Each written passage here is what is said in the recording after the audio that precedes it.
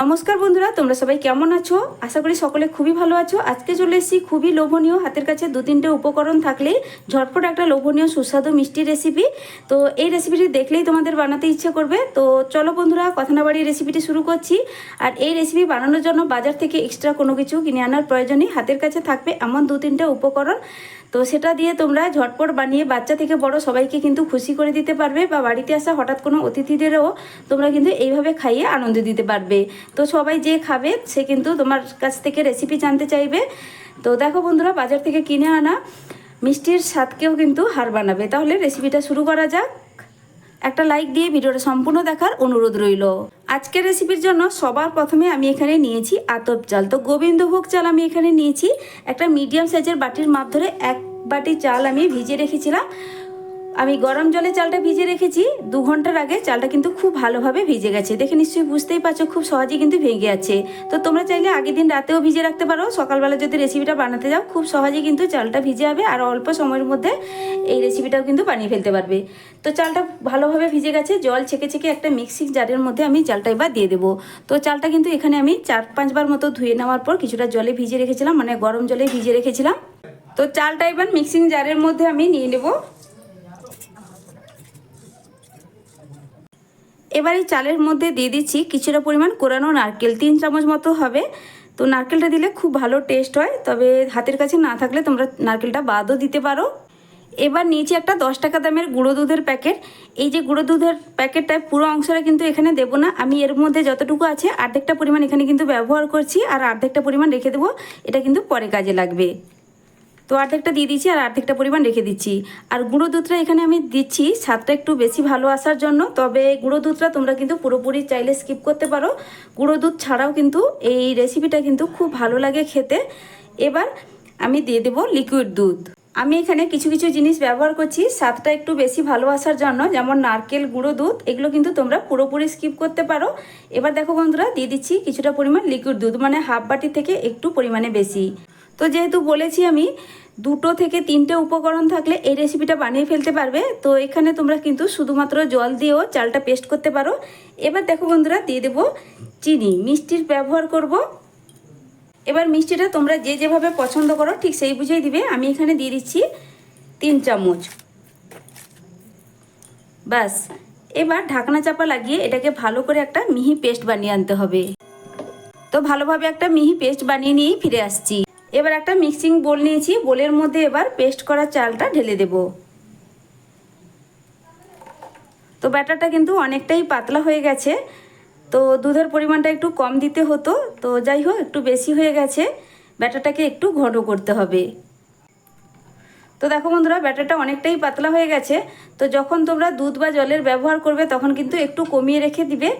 এখন এই চালের ব্যাটার থেকে আমি বেশি না, এই ছোট হাতার 1 হাতা ব্যাটার একটা কাপের মধ্যে আমি তুলে রাখছি। এটা কিন্তু আমার পরে কাজে লাগবে। তো এবার আমি দেখো ব্যাটারটাকে একটু ঘন করার জন্য আমি সামান্য ময়দা দিয়ে দিচ্ছি। একটা হাতার 1 হাতা মতো ময়দা দিয়ে দিচ্ছি। ময়দার জায়গায় এখানে তোমরা শুকনো চালের গুঁড়োটাও ব্যবহার করতে পারো। দিয়ে ভালো করে এবার মিশিয়ে নেব। ভালো করেই মিশাতে হবে, যেন ময়দার কোনো রকম গুটলি অংশ এর মধ্যে না থাকে, যেন একটা স্মুথ ব্যাটার এখানে রেডি হয়। আমার চ্যানেলে নতুন বন্ধু, পুরনো বন্ধু সবাইকে স্বাগত। তোমাদের জন্য অনেকটা ভালোবাসা বন্ধুরা, তোমরাও আমাকে ভালোবাসা দিয়ে পাশে থেকো। আর রেসিপিটা সম্পূর্ণ দেখার পর অবশ্যই তোমাদের একটা মূল্যবান মতামত জানাবে তোমাদের কেমন লাগলো। আর কে কোথা থেকে আমার ভিডিওটা দেখছো অবশ্যই জানাবে, একটা লাইক করে দেবে বন্ধুরা। তোমাদের দেওয়া একটা লাইক আর সুন্দর একটা কমেন্ট আমার নতুন নতুন ভিডিও বানানোর উৎসাহটা অনেকটাই বাড়িয়ে তোলে। তো ময়দাটা দেওয়ার পর খুব ভালোভাবে কিন্তু মেশানো হয়ে গেছে। এর মধ্যে কিন্তু কোনো রকম গুটলি অংশ নেই। আর এটা কিন্তু খুব বেশি ঘন করা যাবে না, এইভাবে একটা মিডিয়াম ঘনত্বের ব্যাটার রেডি করে নিয়েছি। দেখো এটা খুব বেশি কিন্তু ঘন হয়নি। তো যাই হোক, এবার এতে কিন্তু দিয়ে দিতে হবে স্বাদ মতো লবণ। লবণটা খুব বেশি না, দেখো 4 চামচে কিন্তু হাফ চামচের থেকেও পরিমাণে কম একটু লবণ দিয়ে দিলাম। লবণটা দেওয়ার পরেও ভালো করে একটু মিশিয়ে নেব।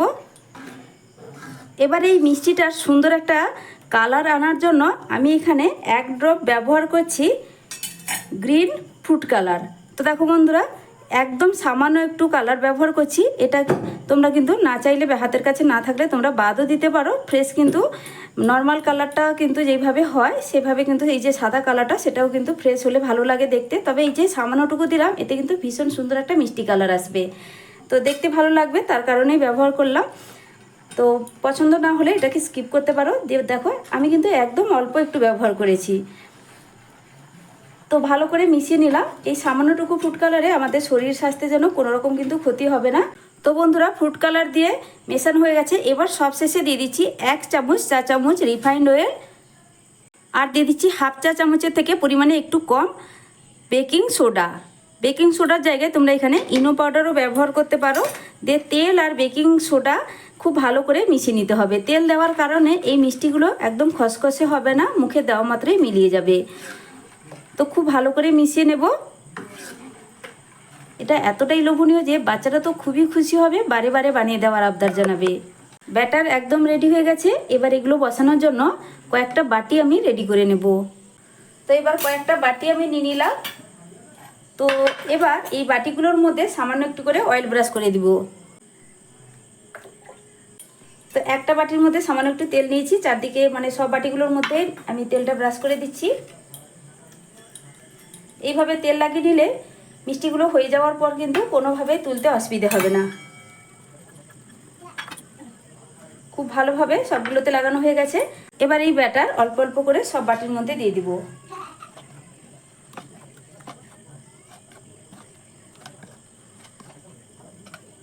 সব বাটি রেডি। এবার চলো ঝটপট এগুলোকে বসিয়ে দিই। তো আগে থেকে একটা কড়াইতে কিছুটা পরিমাণ আমি জল দিয়ে বসিয়ে রেখেছিলাম। এইভাবে জল যদি আগে থেকে বসিয়ে রাখা হয় তাহলে কিন্তু খুব তাড়াতাড়ি রেডি হয়ে যাবে। তো দেখো বন্ধুরা, জলটা যখন ফুটতে শুরু করবে ওপর থেকে একটা ছিদ্রযুক্ত থালা বসিয়ে দিলাম।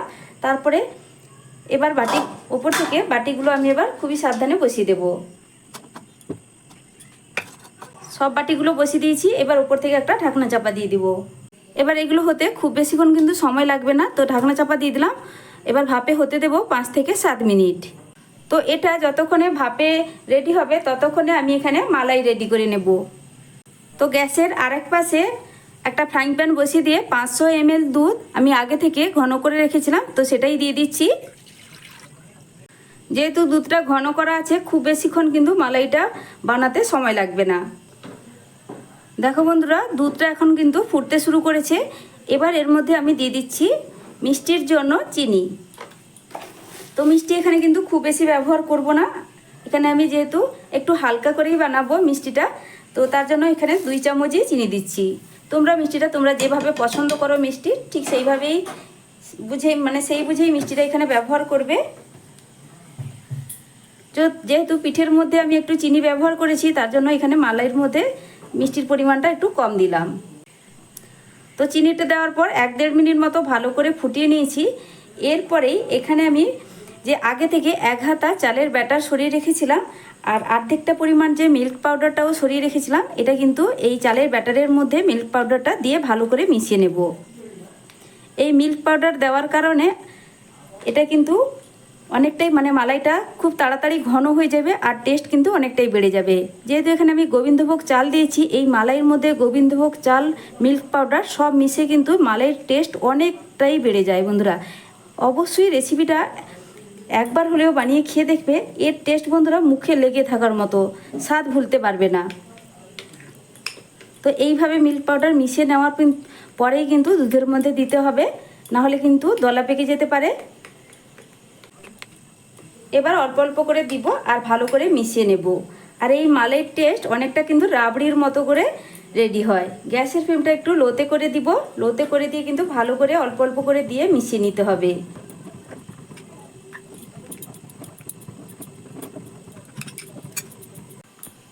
তো গুঁড়ো দুধ আর চালের ব্যাটার খুব ভালোভাবে আমি দিয়ে দেওয়ার পর আরও 2 মিনিট মতো ভালো করে ফুটিয়ে নেব, একটু রান্না করে নেব যাতে খুব ভালোভাবে চালটাও রান্না হয়ে যায়।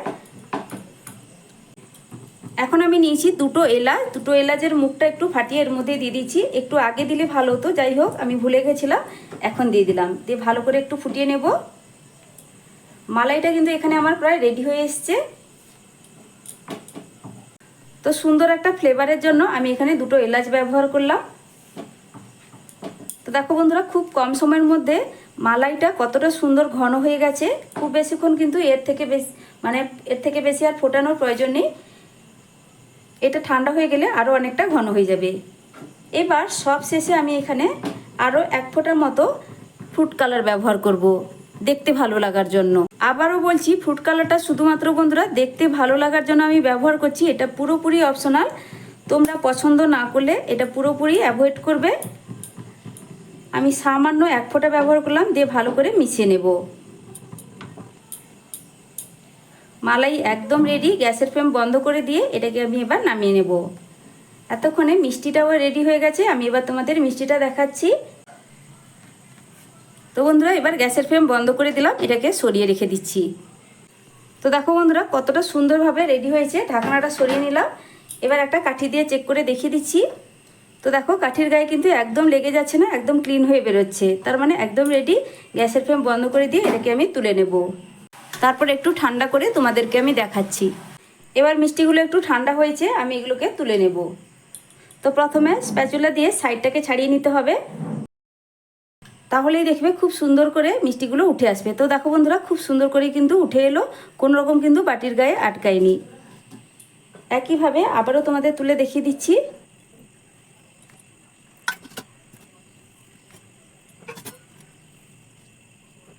এখন আগে থেকে যে মালাইটা রেডি করে রেখেছিলাম, মালাইটা এবার এর উপর থেকে ছড়িয়ে দেব।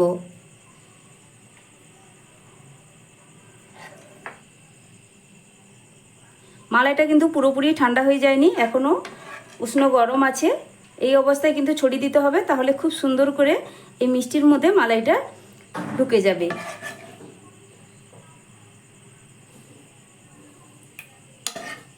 উপর থেকে একটু করে ড্রাই ফ্রুট ছড়িয়ে দিচ্ছি যাতে দেখতে ভালো লাগে।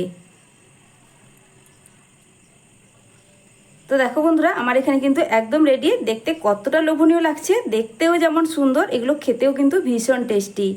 তো অবশ্যই বাড়িতে বানিয়ে খেয়ে দেখবে বন্ধুরা, তারপর কিন্তু আমাকে কমেন্ট করে জানাবে রেসিপিটা তোমাদের কেমন লাগলো। একটা তোমাদের আমি কেটেও দেখাচ্ছি ভেতর থেকে কতটা পারফেক্টভাবে তৈরি হয়েছে।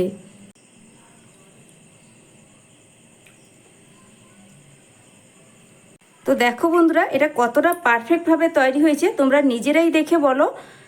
যেমন স্পঞ্জি সেরকম কিন্তু নরম তুলতুলে, মুখে দেওয়া মাত্রই মিলিয়ে যাবে, সকলেই কিন্তু পছন্দ করবে এইভাবে বানিয়ে দিলে। তো অবশ্যই বানিয়ে খেয়ে দেখো বন্ধুরা। আজকের মতো আসছি, ফিরে আসবো নতুন এক রেসিপি নিয়ে। তোমরা সকলে ভালো থেকো, সুস্থ থেকো। এতক্ষণ পর্যন্ত ধৈর্য ধরে আমার রেসিপিটি দেখার জন্য অসংখ্য অসংখ্য ধন্যবাদ আমার সকল বন্ধুদেরকে। টাটা।